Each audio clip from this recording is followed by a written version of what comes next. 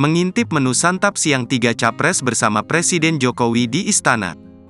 Presiden Joko Widodo diketahui santap siang bersama 3 calon presiden yang akan berpartisipasi pada pemilihan presiden 2024, yaitu Prabowo Subianto, Ganjar Pranowo, dan Anies Baswedan. Presiden Jokowi bersama ketiganya terpantau santap siang di Istana Merdeka Jakarta, pada Senin tanggal 30 Oktober tahun 2023.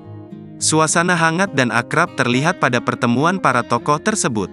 Sebelum bertemu Presiden Jokowi, ketiga capres tampak berbincang di ruang tunggu tamu Istana Merdeka. Ketiganya tampak kompak mengenakan batik lengan panjang. Tak berselang lama, ketiganya bersalaman dengan Presiden Jokowi yang kemudian mengajak mereka untuk menuju ruang makan. Keempatnya lantas duduk melingkar di hadapan sebuah meja makan bundar dengan beragam menu yang telah tersaji. Beberapa menu yang disajikan yaitu nasi putih, soto Lamongan, ayam kodok, sapi lada hitam, dan bebek panggang. Selain itu tampak juga cumi goreng, udang goreng telur asin, kailan cah sapi, hingga sajian minuman es Laksamana mengamuk serta jus jeruk.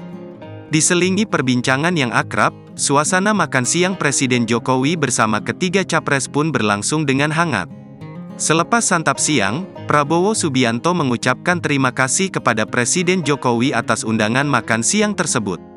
Sementara itu, Anies Baswedan mengatakan bahwa ia menyampaikan harapan rakyat yang ingin agar para aparat bisa menjaga netralitasnya di dalam perhelatan Pilpres mendatang. Senada, Ganjar Pranowo menilai bahwa Presiden Jokowi akan mendukung sistem demokrasi yang baik. Ia pun mengajak semua pihak untuk bersama-sama menjaga agar pemilu bisa berjalan dengan baik, damai, dan adil.